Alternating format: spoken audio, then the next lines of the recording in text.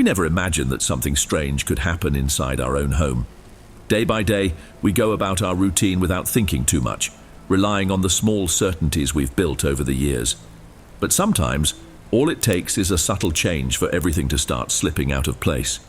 In my case, that change arrived quietly, in the form of someone who needed shelter. And at first, it seemed like just that, a favor. But over time, I began to notice something different in the air. Something I couldn't explain, but that made me question whether I still knew my own house. Good evening, Dom. I decided to tell this story because even today, I still catch myself trying to understand what really happened. Was it all in my head? Or do some presences change more than we realize? My name is Leonardo, and what I'm about to share here is an episode that completely transformed my life. It all began because of a friend of my wife's. I'm 30 years old and have been married to Larissa for quite some time. Our love story goes back to our youth. She is my partner, my safe harbor on difficult days, and the mother of our 5-year-old daughter, Diana.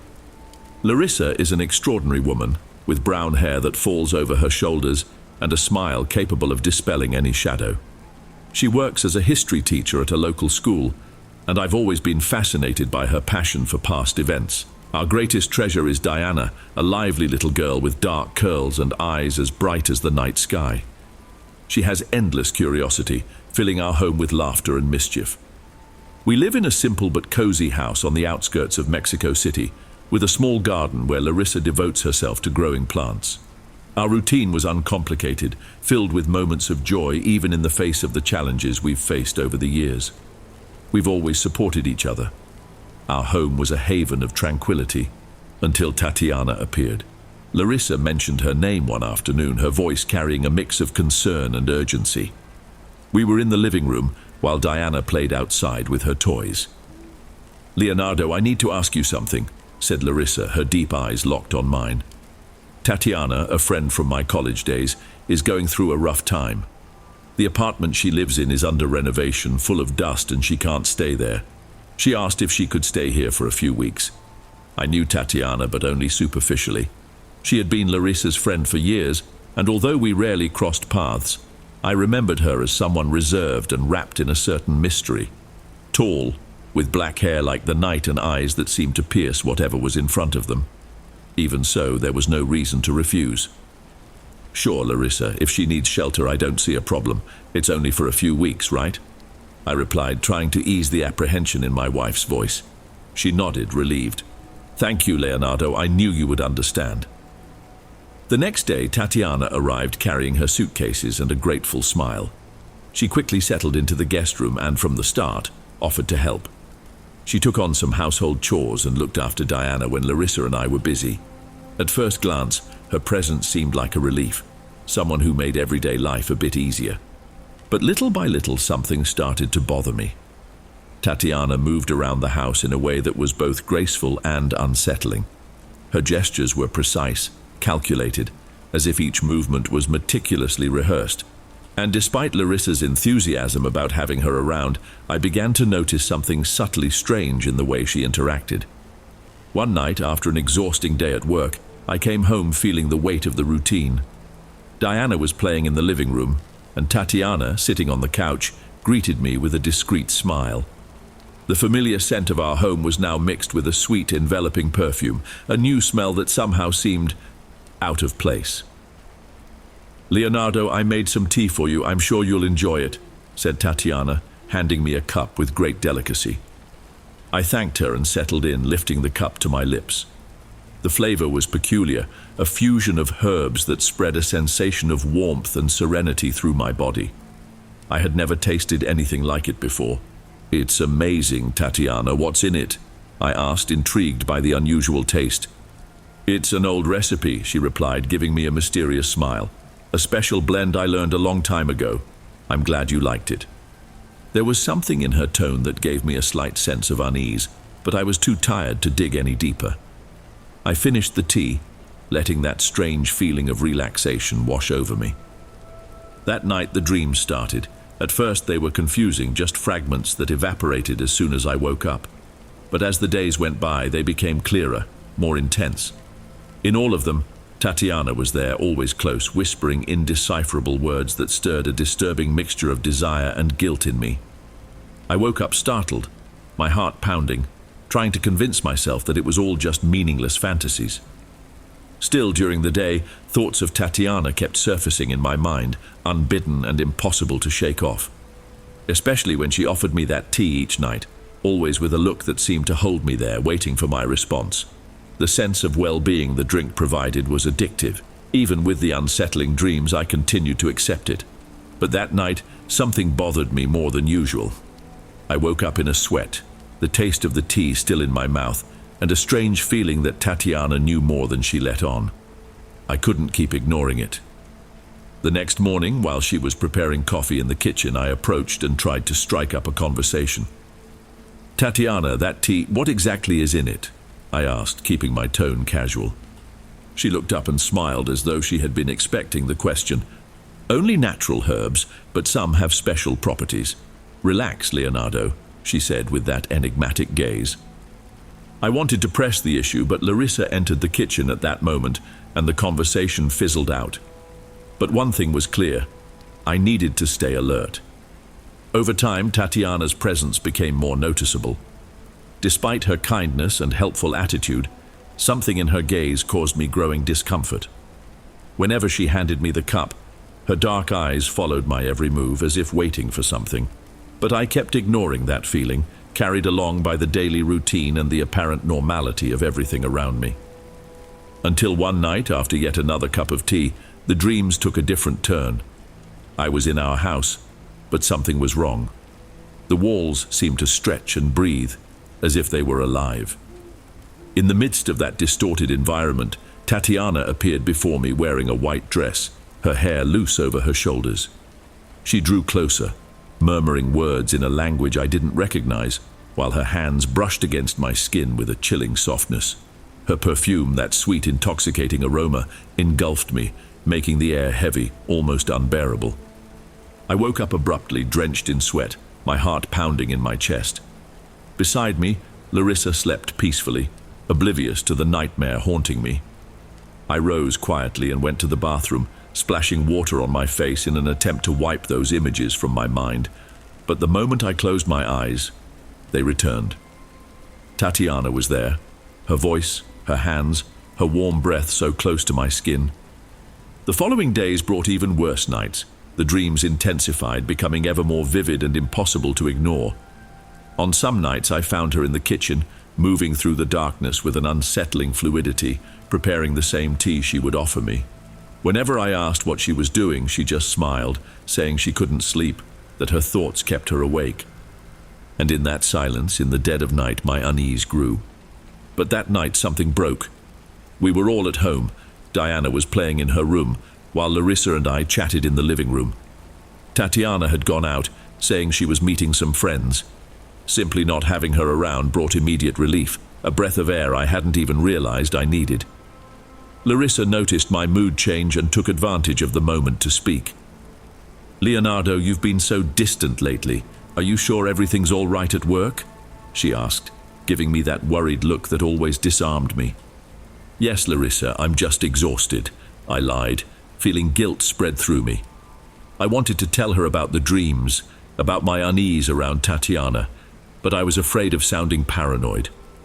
Larissa trusted me, and the last thing I wanted was to plant doubt in her heart. But that night the dreams turned into something worse, a nightmare. In the dream I was in our backyard. The moonlight cast sharp shadows on the ground, and Tatiana appeared under the jacaranda tree that Larissa tended so carefully.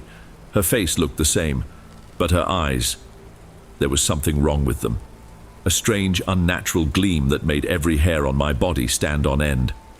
She moved closer, murmuring my name in a whisper that chilled me to the bone. "Leonardo, you were always mine." Her voice sounded distorted, as if echoing from a place where reality didn't exist. Then, out of nowhere, something bound my wrists and ankles, roots sprouting from the ground, coiling around me with suffocating force. I tried to break free, but the more I resisted, the tighter they held. Tatiana leaned over me, her lips so close to mine I could feel her warm breath. The bitter taste of the tea filled my mouth, even though I hadn't drunk it. It was as if I was sinking into something I couldn't understand. I tried to scream, nothing came out. The world around me began to dissolve and overwhelming panic took hold of me. I woke up screaming. This time Larissa woke up too, alarmed. She turned on the light and found me sitting up, gasping, sweat running down my face. "Leonardo, what happened? You were screaming," she asked, frightened. "Just a bad dream," I mumbled, still trembling. I wrapped my arms around her, trying to anchor myself in reality. But deep down I knew it wasn't just a dream. Something was happening, something I couldn't explain. That morning I made a decision. I had to keep my distance from Tatiana, no matter how hard that might be. But as soon as I walked into the kitchen, there she was. She was making breakfast, her motions smooth, her expression serene, as if nothing was out of place. "Leonardo, you look tired," she remarked, casting me a probing look. "Rough nights," I answered, trying to keep my voice even. She regarded me for a moment as if she could see beyond my words, then just shrugged and went back to her meal. But I could feel it. With each passing day, her presence suffocated me more. Her movements, her stares, everything seemed meticulously calculated to throw me off balance. Worst of all was that Diana didn't notice a thing. She still stayed close to Tatiana, innocent, as though nothing had changed. And that frightened me more than any dream. One random day, while tidying some things, I heard Diana talking to herself in her room. At first I thought she was playing with her dolls, but as I got closer, I could clearly hear her mention Tatiana's name. "What are you doing, Diana?" I asked from the doorway.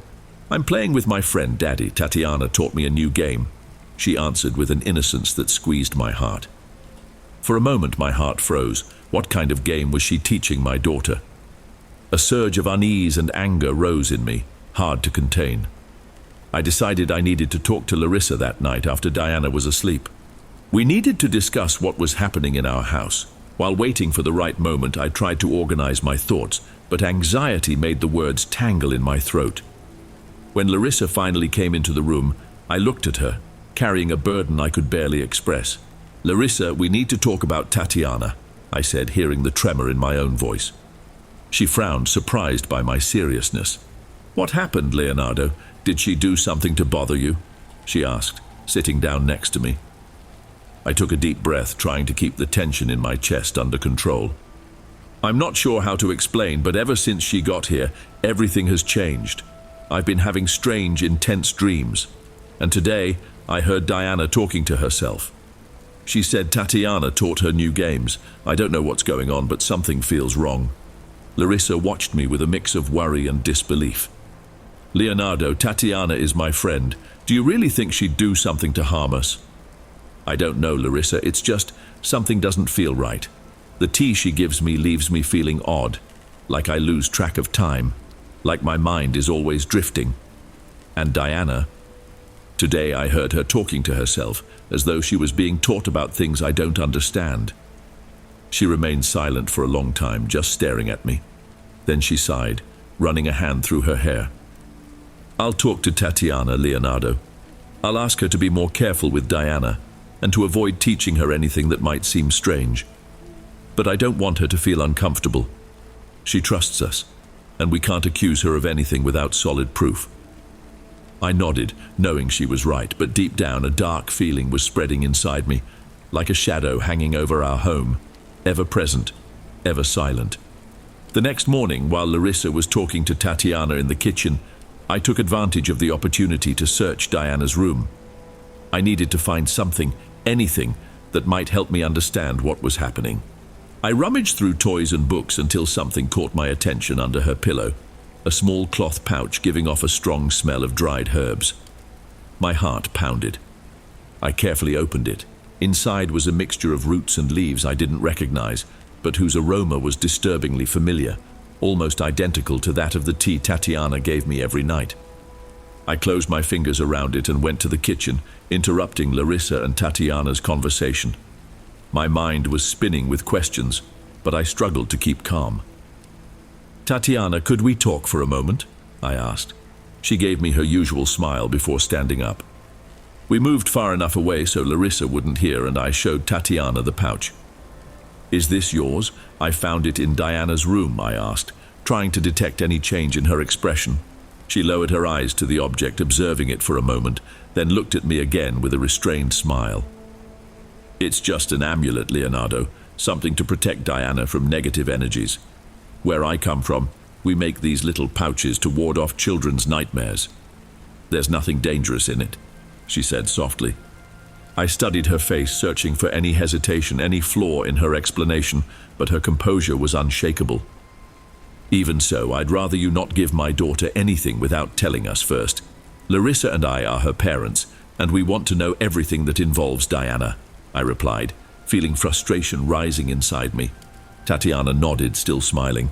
You're right, Leonardo, I'm sorry if it worried you, I only wanted to help. Then, without showing any discomfort, she simply returned to the kitchen as if nothing had happened. I stood there, torn between relief and anger. I couldn't trust her explanation, but I also had no solid proof to accuse her of anything worse. In the days that followed, tension among the three of us became almost palpable. Until one afternoon, while Diana played in the garden, she came up to me wearing a serious expression. "Daddy, can I tell you a secret?" she whispered, her eyes shining with an innocence that reminded me so much of Larissa. I knelt down to her level, feeling a knot form in my stomach. "Of course, Diana, you can tell me anything." She leaned in closer, putting her mouth near my ear.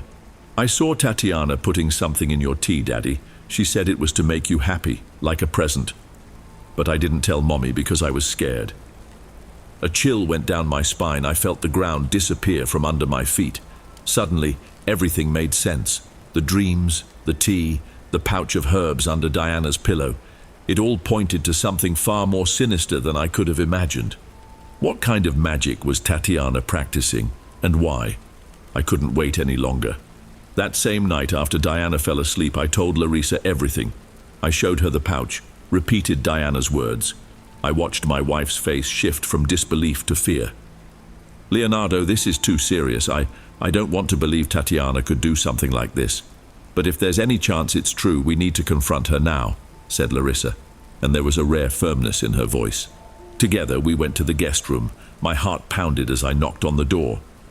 After a few seconds, Tatiana opened it, looking sleepy and relaxed. But the moment she saw our tense expressions, her smile disappeared. "Tatiana, we want the truth. What have you been doing in this house?"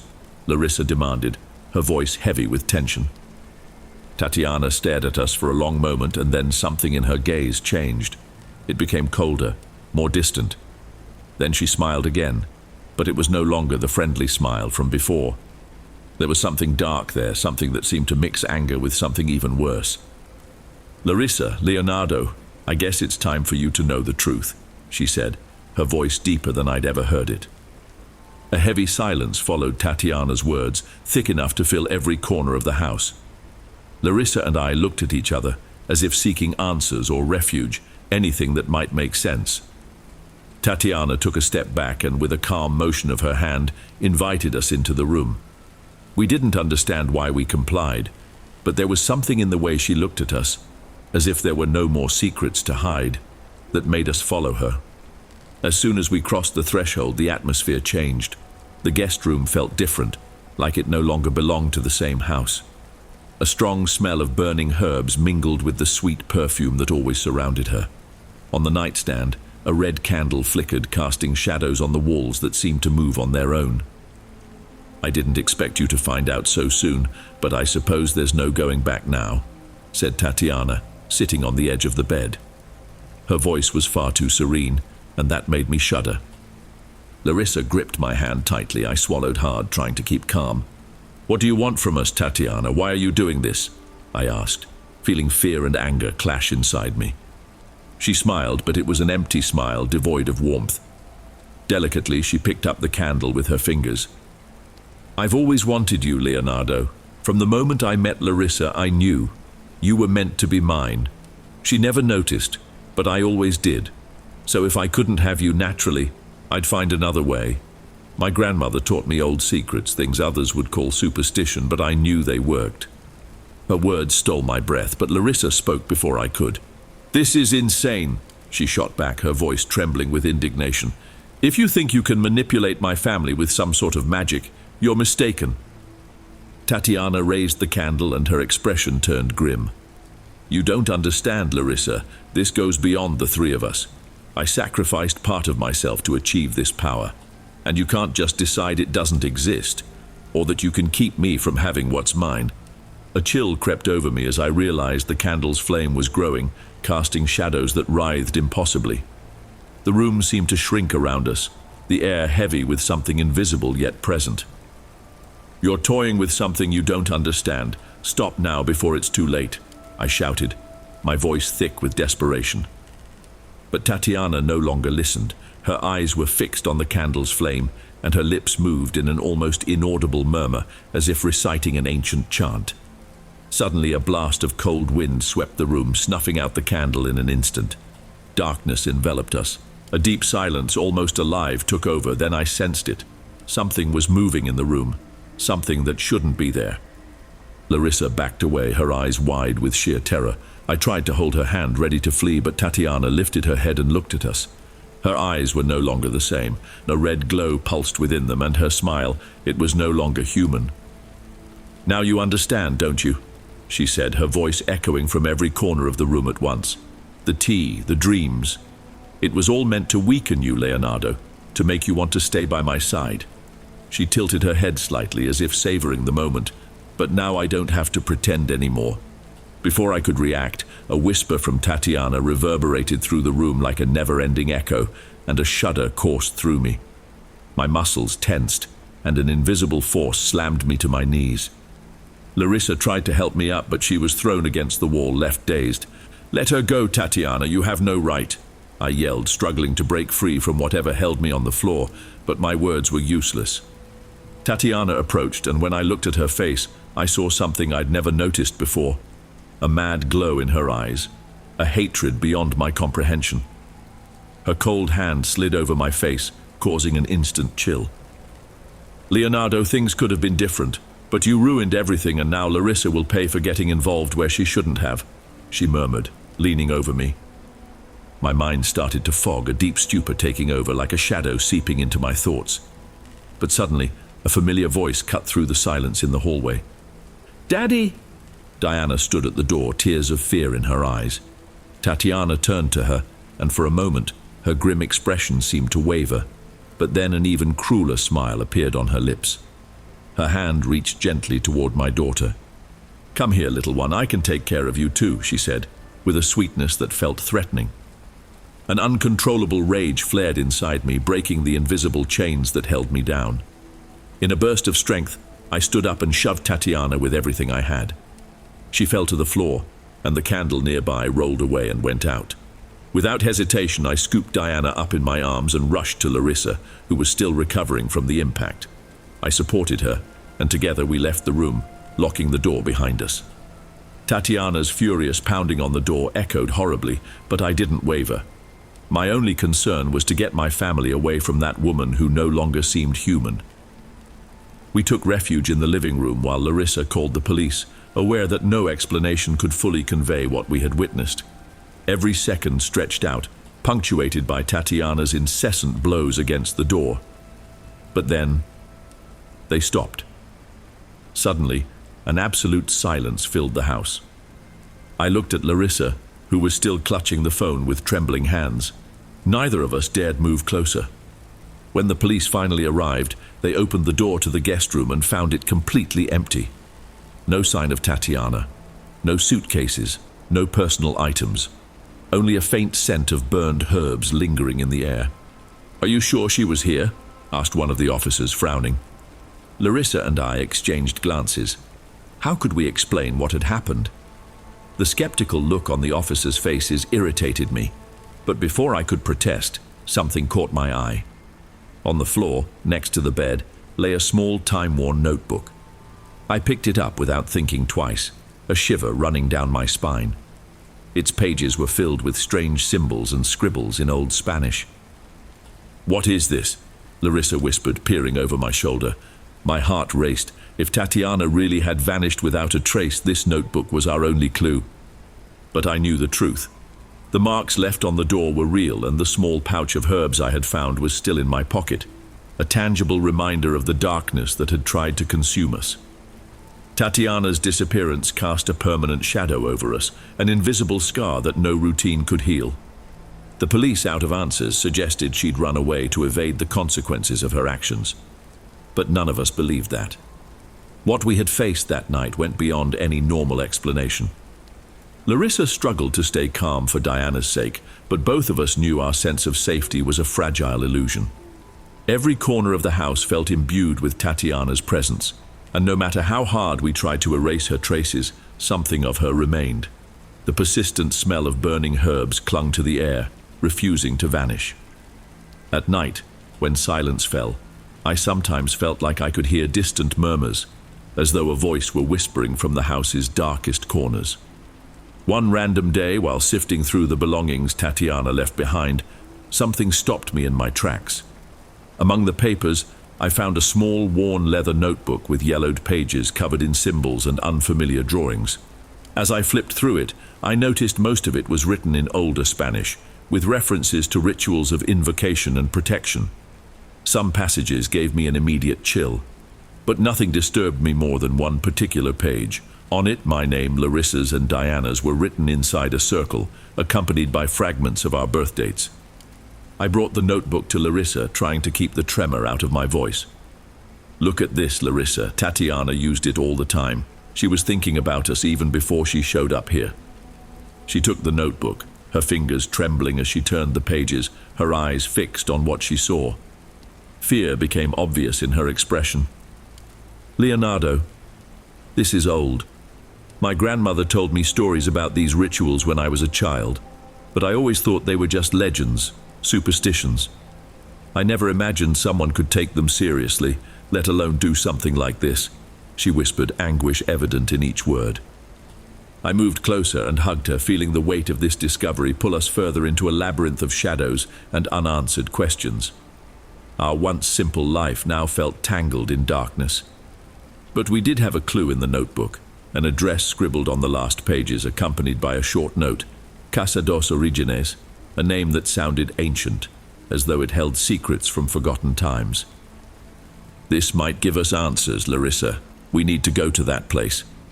I can't keep living without understanding what's going on," I said, feeling that the only way out was to face the unknown. She hesitated, but finally agreed. We knew that to protect our family, we had to seek the truth, however frightening it might be. The address took us to a small village about 2 hours from Mexico City, a place that seemed frozen in time. Upon arriving, we found an old adobe structure, the kind of brick made from clay and straw common to traditional houses in the region, with moss and vines covering the front. When we pushed open the door, it creaked into the silence, and a cold wind blew from inside, as though the place had been waiting for us. The interior was covered in dust and forgotten by time, but in one of the rooms we found something that took our breath away. An altar, adorned with unlit candles, dried herbs, and symbols carved into the wood, the same ones we'd seen in Tatiana's notebook. In the center of the altar lay an old photograph. My eyes scanned the image until I recognized a familiar face.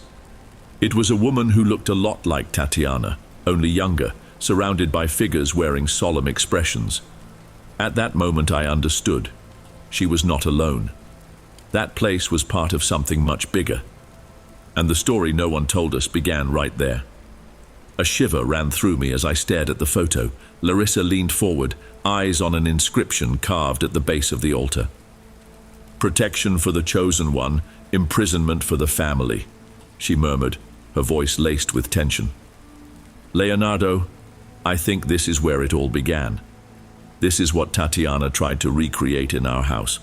As we explored the dusty place, we found an old book that described a dark tradition, a lineage of women who used magic to keep their loved ones close, even against their will. We discovered that Tatiana was the last in this line and the most desperate. Her writings spoke of an unattainable love, a man she had lost in her youth. That man bore my name. Her words were unstable, her handwriting shifting between lucid passages and almost indecipherable scrawls. I didn't know if she was talking about me or someone she'd known in the past, but her obsession had found its way to us, leaving its mark. Tatiana had used inherited knowledge to manipulate me, trying to recreate a love that never existed, Her arrival at our house was no coincidence. Larissa and I exchanged a glance, the fear in her eyes reflecting what I felt. "This has to end here, Leonardo. We need to destroy everything before she gets another chance to come back," she said, with a resolve that reignited my courage. Without hesitation, we collected the candles, the notebooks, and the photo, taking everything to the yard behind the house. We lit a bonfire, and the flames devoured every trace of Tatiana's rituals and her history. As the fire grew, I felt an unexpected relief, as though a weight had been lifted. But then, amid the crackle of the flames, I heard something that made me recoil. A whisper, a voice carried on the wind, unmistakable. "It won't be that easy, Leonardo. I'll always be here, watching, waiting." The wood popped loudly in the fire, and Larissa and I stepped back, our fingers tightly entwined. Tatiana's presence felt stronger than ever, as though her essence clung on, refusing to disappear entirely. But we had no choice. We knew that was only the first step toward freeing ourselves from her influence. There was still much to face. That night we drove back home feeling lighter. Diana greeted us with an innocent smile, oblivious to everything we had discovered, and for a brief moment, normalcy offered us a fleeting respite. But I knew that despite what we burned, Tatiana's shadow still loomed over us like a persistent echo of something that couldn't simply be destroyed. In the days that followed, a strange calm settled in. It seemed that, with the altar gone, our house finally breathed again. The nightmares eased, and the sense of being watched lost its grip. Larissa and I focused on moving forward. We spent more time with Diana, savoring moments we had once taken for granted. Yet, for all the signs that life was returning to normal, something lingered. A subtle discomfort, a silent unease always lurking. That night, while I was making dinner and Larissa helped Diana with her homework, a sound shattered the routine. A soft whisper, like fabric sliding over wood, came from the front door. My blood ran cold as I walked toward it. When I opened it, I saw only the emptiness of night. But on the ground, right at the threshold, lay a small cloth pouch, identical to the one I had found under Diana's pillow. My trembling hands picked it up, and I brought it to the kitchen. Larissa looked at the object with a mixture of horror and resignation. "Leonardo, how is this possible? We burned everything," she whispered, as though afraid of being overheard by something unseen. "We did, Larissa, but this proves Tatiana is still here. She hasn't given up." My attention turned to the windows. I expected to see her silhouette hidden in the shadows of the street. I knew we couldn't go on like this. After we put Diana to bed, we decided we needed help. We could no longer face this alone. I thought of an old friend of my father's, Senor Jaime, a respected man in the community for his knowledge of ancestral rituals and traditional medicine. Larissa and I had hesitated to involve anyone else for fear of sounding insane. But by then, it didn't matter. We went to his adobe house, where he received us with a serious look that reflected the gravity of our situation. As we described everything that had happened, he remained still, eyes closed, taking in every word. When we finished, he opened his eyes and nodded slowly, wearing an expression of silent gravity. "What you're up against is not merely a vengeful spirit. It's a shadow that feeds on this woman's obsession and resentment. Tatiana called up something that goes beyond herself, something that cannot be driven away so simply," he said, lighting an incense stick that filled the air with the strong scent of copal, a resin used in spiritual rites for purification. The smoke mixed with the smell of mint, making the air heavy and thick. Larissa, struggling to keep the desperation from her voice, asked, "What can we do, Senor Jaime? We've already lost so much. We just want our peace back. We want our daughter to grow up without fear." He nodded solemnly and began crushing a mixture of herbs in a stone mortar, murmuring ancient prayers. Then he lifted his eyes and studied us carefully, as though gauging our strength. "To break this bond, you must confront her where it all began, but not as before. You must take this brev, a small protective amulet made with herbs and prayers, back to the house where she tried to dominate you. Only there can you summon her shadow and sever the bond that ties her to you." A chill ran through me. The thought of returning to that place and facing whatever Tatiana had left behind was terrifying. But there was no other way. If we wanted to save our peace of mind, we had to face her. Jaime handed us a small cloth pouch containing the breve, then carefully explained how to use it. He fixed us with a grave stare, warning, "Don't treat this like a game. If you fail to focus on breaking the link, she will find a way back, and next time, it will be even harder to stop her." We thanked him and left, weighed down by the decision we had made. That same night, Larissa and I left Diana with her grandparents and set out for the abandoned house. The road stretched before us in the pale moonlight, casting long, distorted shadows in our path. When we arrived, the air felt dense and heavy, charged with a suffocating energy that prickled our skin. We knew we couldn't hesitate. It was now or never. With the breve clutched firmly in my hands, we entered the room where the altar once stood. The symbols carved into the walls were still visible, and the smell of burned herbs hung in the air, a relic of a past that refused to fade. Larissa began spreading the mixture that Jaime had prepared around the room, while I lit the candles he'd given us, following his instructions to the letter. "Tatiana, we call on you. We know you're here, bound to what was never yours." My voice sounded steady, but my heart was pounding in my chest. The atmosphere changed in an instant. The air turned dense and cold, a shiver ran down my spine, and I felt sure we were not alone. The shadows on the walls twisted, taking shape until Tatiana's figure emerged before us. This wasn't the woman we had once known. Her face was consumed by darkness, her sunken eyes filled with a fiery hatred that contorted her features. "You think you can get rid of me so easily?" Her voice echoed, coming from every corner, like a whisper spread on the wind. "Leonardo, you will always be mine. I tied my soul to yours, and nothing you do will change that." Larissa squeezed my hand, and together we recited the prayers Senor Jaime had taught us, scattering the brave across the floor. Tatiana's scream sent ice through my veins, a sound of pure agony and rage. Her figure convulsed as though the candlelight was burning her from within. "No, it can't end like this," she shrieked, her expression shifting between fury and desperation. But with every word we spoke, her presence fragmented, dissolving like smoke in the wind. Tatiana let out a final scream, one that turned into a distant wail before fading entirely. The pressure vanished, and silence filled the house. The candles flickered before abruptly going out, plunging us into darkness. But this time, it was a different blackness. There was no longer that stifling weight hovering over the place. Larissa and I clung to each other, exhausted, tears in our eyes. We knew the bond had been broken, that Tatiana no longer had power over us. But we also knew our ordeal had left a lasting mark, a reminder of how close we had come to losing everything. Later that night we returned home, wrapped in a peace we hadn't felt in a long time. Diana slept soundly, blissfully unaware of what we'd faced. As we watched her, Larissa and I realized we had done what was necessary. We had fought to protect our home even when fear threatened to consume us. The months passed and normal life slowly returned. Larissa and I began to smile again, and Diana reclaimed her bright, innocent laughter. The feeling of being watched faded away, like fog under the morning sun. But every now and then, when the wind blows hard and the trees whisper to one another, a chill still crawls over my skin. And on one of those quiet afternoons, while I was organizing old boxes, I found a scrap from the notebook we had burned in the altar.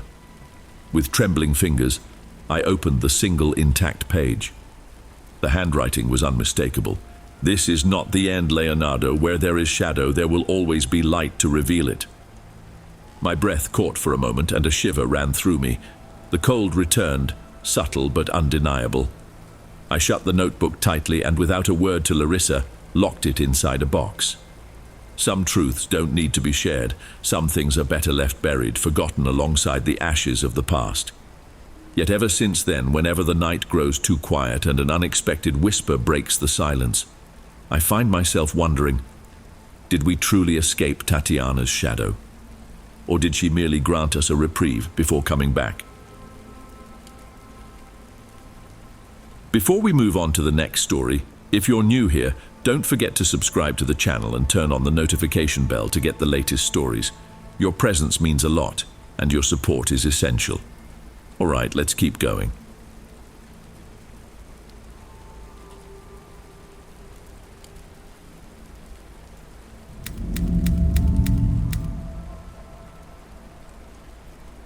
I spent a good part of my life surrounded by the chaos of the city. The fast pace, the always crowded streets, and the constant hustle were exactly what I thought suited me. But everything changed. After an event I'd rather not detail, my tolerance for noise simply vanished. Every sound, no matter how small, became unbearable. The psychiatrist diagnosed a rare case of phonophobia, a condition in which certain everyday sounds trigger extreme stress and anxiety reactions. Imagine that uncomfortable tingling sensation you feel when a limb falls asleep. Now imagine that in your chest, all the time. It was as if my body were on high alert, waiting for a danger that never arrived. Any sudden noise, a distant horn, or a door slamming sent jolts through my nerves like an electric shock. Living like that was impossible. 3 years ago, I found a refuge, a secluded cabin lost among the forests of the Pacific Northwest in the United States. I won't specify the exact location, but I'll just say it's somewhere in a remote corner of Oregon. The place seemed ideal. Few neighbors, no traffic, and such a weak cell signal that it was barely useful. But what really convinced me was the absolute silence. For the first time in a long while, I felt hope of finding peace. The building was modest but cozy. The ad hadn't lied. Built with sturdy wood and featuring a stone fireplace that looked ready to withstand any winter, the cabin exuded an aroma of pine mixed with the yellowed pages of old books, a comforting smell like an inn lost in time. Anyone who has ever stayed in a mountain chalet would know exactly what I mean. My closest neighbor lived about a 10-minute walk away along a narrow trail, but I didn't see her during the first few days. I preferred just enjoying the silence. I woke up to the sound of birds, with no sirens or horns tearing me out of sleep, and at night the only sound was the whisper of the wind through the trees. The world felt suspended, letting me finally breathe. Since I worked remotely, my only connection to civilization was my laptop, and that was enough for me. After a week, a knock on the door interrupted my routine. The cabin didn't have a doorbell, so I quickly got used to visitors announcing themselves that way. When I opened it, I found a woman holding a basket. It was Camille, my neighbor, exactly as I'd imagined, or almost. She looked to be over 60, with long grey hair and intense blue eyes that seemed to see more than they should.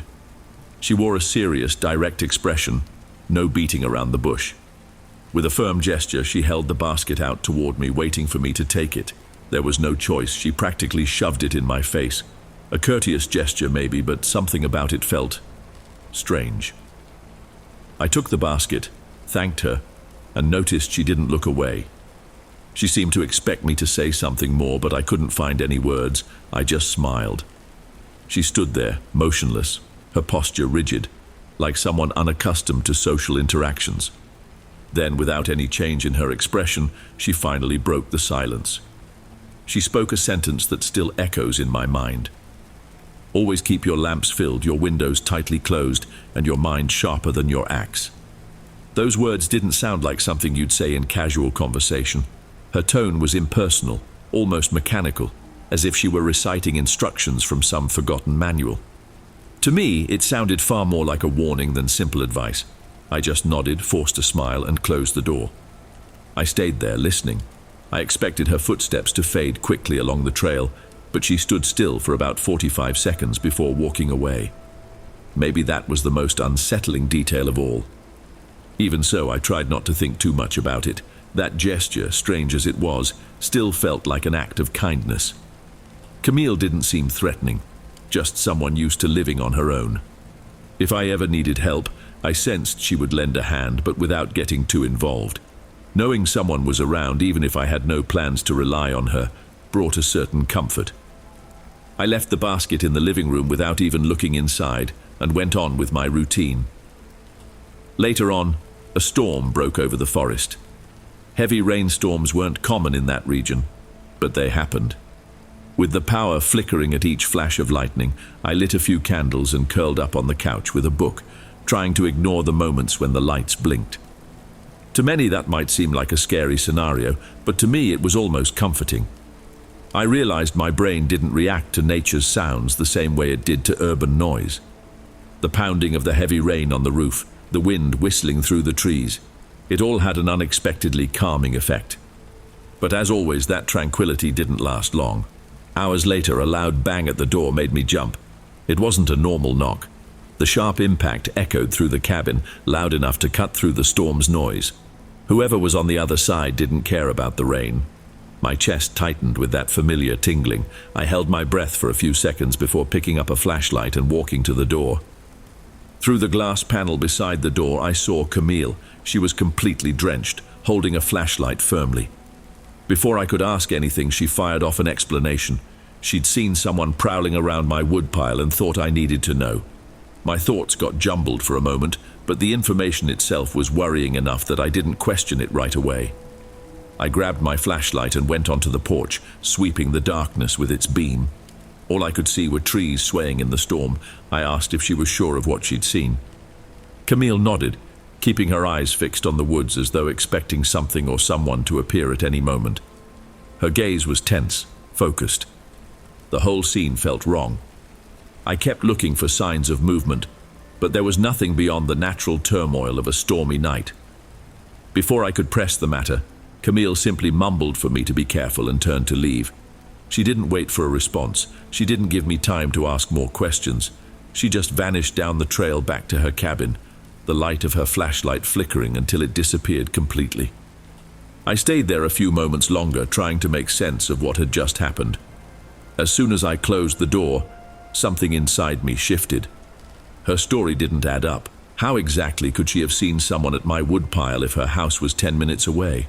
To see something that specific, she would already have to be on my property. But why? And stranger still, what would make her go out in the middle of that storm just to tell me this? If she was lying, what was her motive? And none of it fit together, but standing around doing nothing didn't seem like an option either. I locked every window and every door as carefully as I could and holed up in my bedroom, waiting, listening. The rain gradually lost its force, easing up. But the tension inside me only grew stronger. Hours dragged by without anything significant happening, so I figured it might be safe to get some sleep. I'm not sure what time it was, but sometime after midnight, I was startled awake by a snap from outside, like a dry branch breaking. My hearing has always been sharp for that sort of thing, so I was certain that's what it was, and not something else. I stayed still for a few moments, listening. Slowly I got up and, being extremely careful, went over to the window, hoping I wouldn't see anything there. At first I didn't notice anything out of the ordinary, but then I saw her, Camille. She was standing at the edge of the forest, facing away from my house. The long, disheveled hair left no doubt it was her. I tried to get a better look, but the only light was the faint glow of the moon. When I saw her start to turn toward me, I ducked down quickly so she wouldn't see me. I stayed like that for what felt like forever, until I mustered the courage to take another look, but she was already gone. I didn't know how to react. I'd never considered her a threat, just weird. But from that moment on, I started seeing her differently. Why would she warn me about something and then wander around in the woods like that afterward? It made no sense. I lay there, restless, unable to sleep for a long time. I almost gave up on sleeping entirely, but eventually I relaxed. And it was precisely when I was about to drift off that I heard a knock on the door. This time it was different. The sound wasn't loud or frantic, but it still put me on high alert. It didn't matter what it was. I wasn't opening up. With my chest tight and the hairs on the back of my neck standing on end, I crept up to the door and peeked through the glass, trying not to be seen. A wave of terror washed over me. It wasn't Camille. Outside stood a large, bald man with a thick beard. I swallowed a scream and forced myself not to react. What had been merely strange was now becoming a real nightmare. I did what I could to back away without drawing attention. I locked myself in the bathroom and, with trembling hands, dialed the police.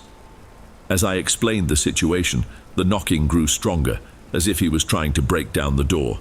The dispatcher asked me not to hang up, assuring me that help was on the way. But I didn't know if there was enough time. I was paralyzed by fear.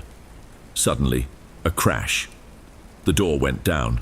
The sound of splitting wood echoed through the house, followed by objects being destroyed, glasses shattering, furniture being thrown. Even breathing felt risky. Any sound might give me away. By luck, or for some reason I never understood, he didn't come looking for me. I heard no footsteps approaching the hallway, just the chaos spreading in the living room. Then, silence. My chest rose and fell uncontrollably, fighting off panic. The police arrived faster than I expected, but it was already too late. The intruder had vanished. I bombarded the police with questions, pleading for some concrete action, but it was no use. They searched the area superficially and nothing more. They refused to go into the woods, claiming it was too dense for an efficient search. I insisted they come with me to Camille's place. Reluctantly, they agreed. When we got there, a chill ran down my spine. The cabin was empty, with a disquieting air of abandonment. The police said that, according to local records, nobody had lived there for decades. But something was off.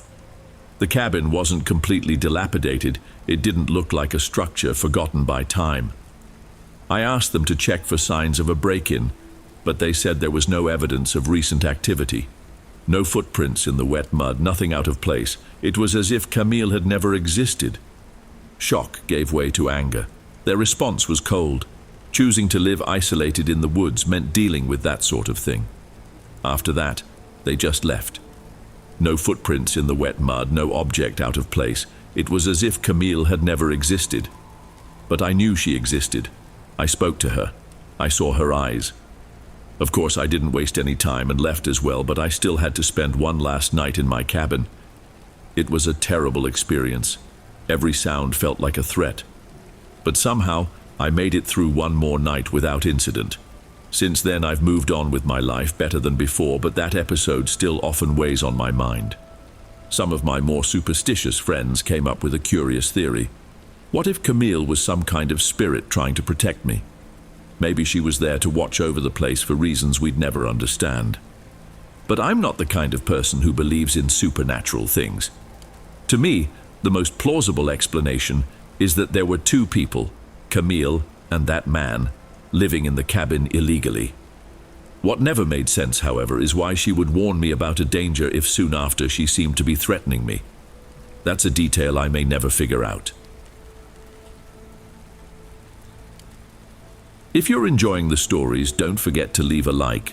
It really makes a difference. Okay, let's continue.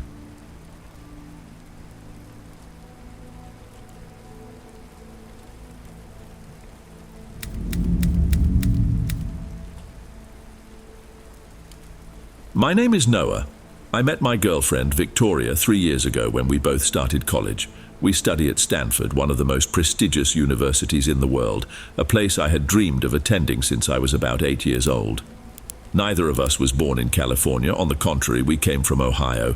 She's from Cincinnati, and I grew up in a small town near Columbus. Maybe that's what brought us closer right away. Most Stanford students are from California, and being from the Midwest made us feel a bit out of place. We've made it a habit to split Christmas between our families.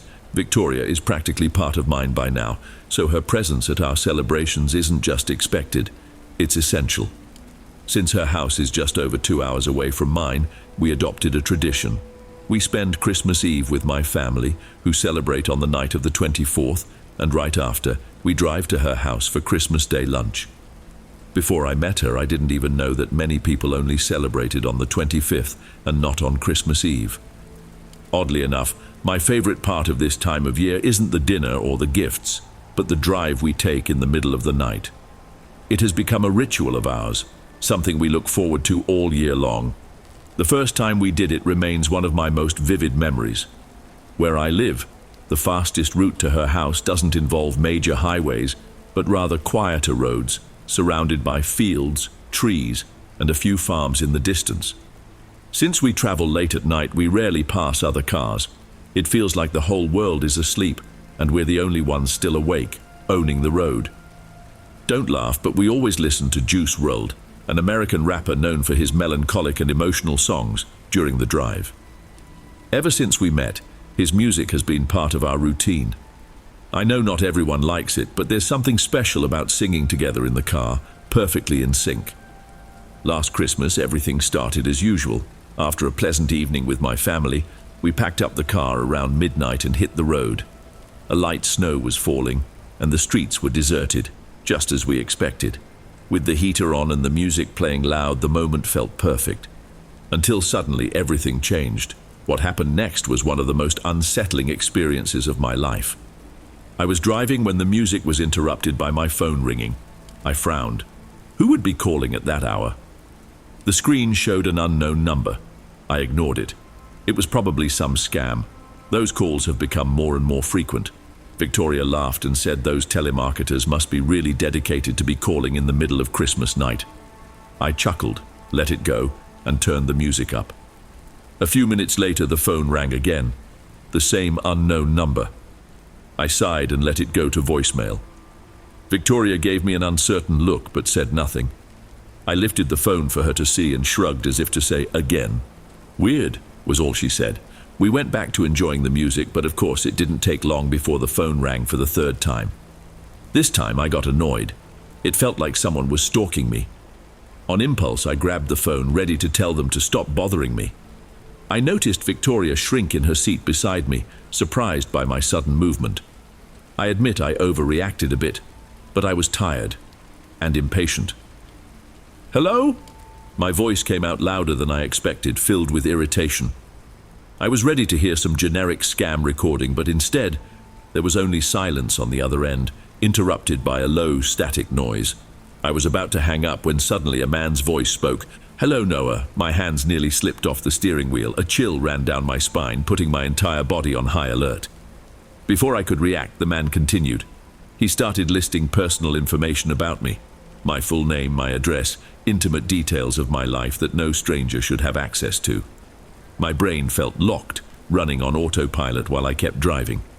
I wanted to scream, but I swallowed my panic. Screaming wouldn't solve anything. After a few seconds of suffocating silence, I gathered the courage to ask what he wanted, trying to keep my voice steady. He paused before replying with something that made my blood run cold. He said he wasn't interested in me, but in Victoria. The moment I heard her name, my fear multiplied. I glanced to the side and saw in Victoria's face that she felt the same. I stammered that I didn't know any Victoria, trying to get out of the situation, but he laughed. She's sitting right next to you, and that was enough for me to lose any trace of calm. I pulled over to the side of the road, my hands trembling. My mind was racing with questions, but before I could say anything, Victoria leaned over and pressed the button to end the call. It all happened in a second. Why the hell did you hang up on a stranger who's threatening us? I yelled, furious. She didn't answer right away. She just looked at me, her eyes filled with the same fear as mine. I grabbed the phone and tried calling back. Once, twice, 3 times. None of the calls went through. Let's just go, please. Her voice was low, almost a whisper. I swallowed hard and started driving again, but I couldn't let it go.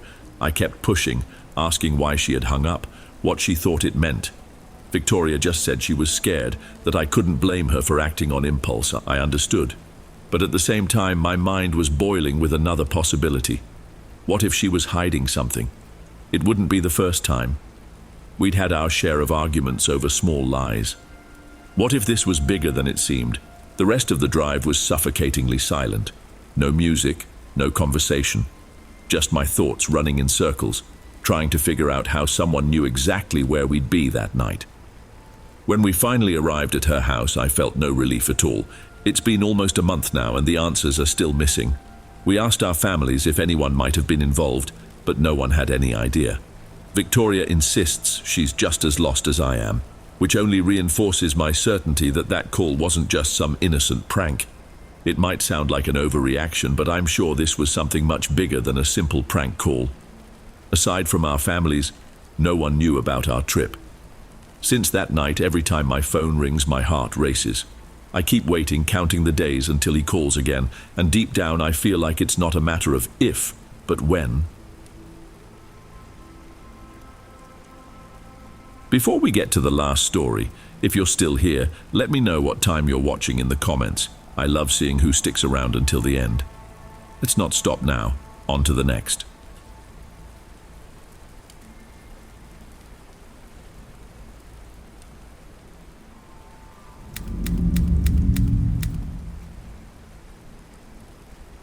Maybe all of us at some point in life have faced the challenge of moving to a new home. Renting a house carries the anticipation of a fresh start. But what if, instead of peace, you found something that had been waiting for you all along, something that never left? If you decide to stay with me tonight, I'll tell you what happens in such cases.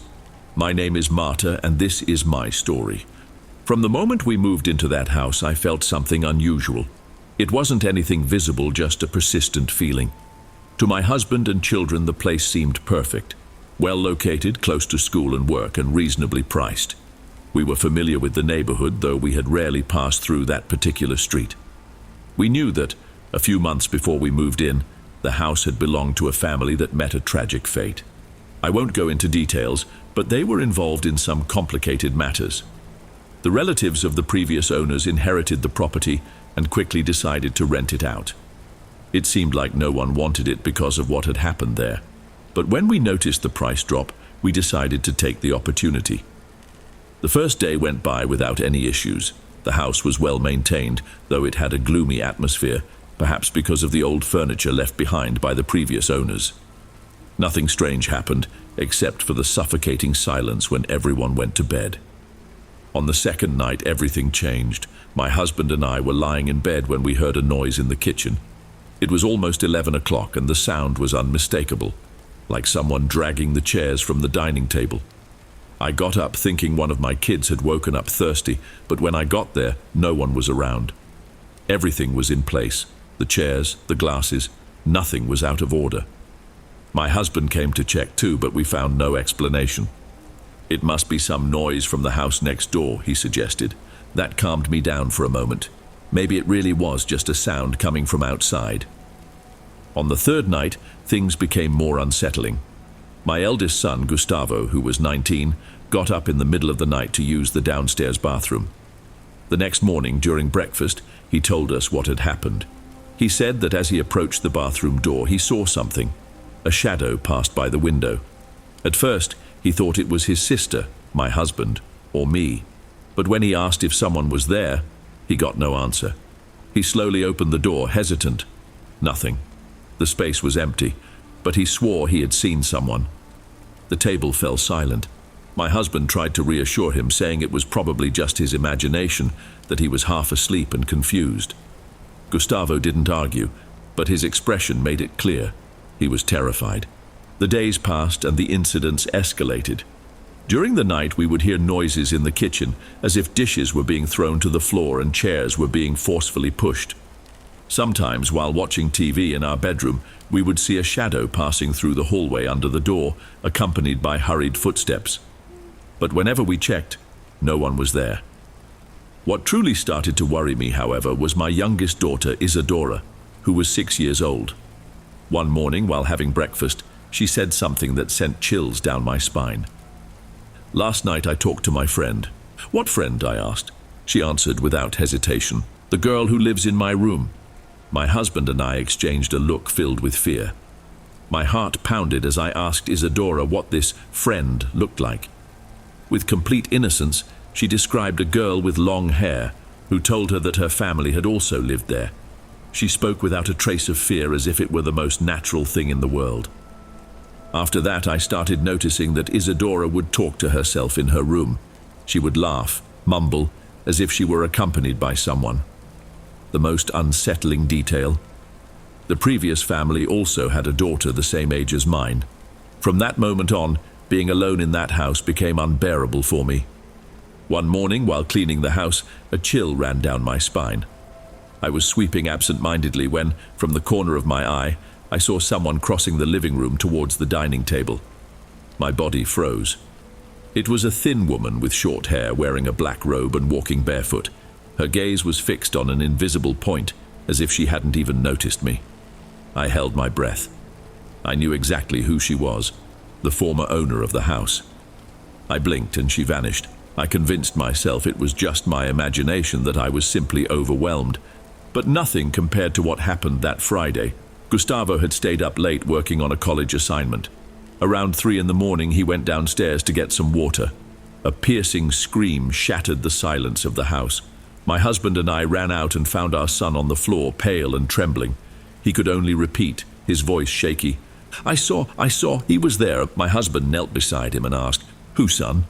Gustavo pointed to a dark corner of the living room. He tried to explain between ragged breaths. He said that as he came down, he heard muffled crying.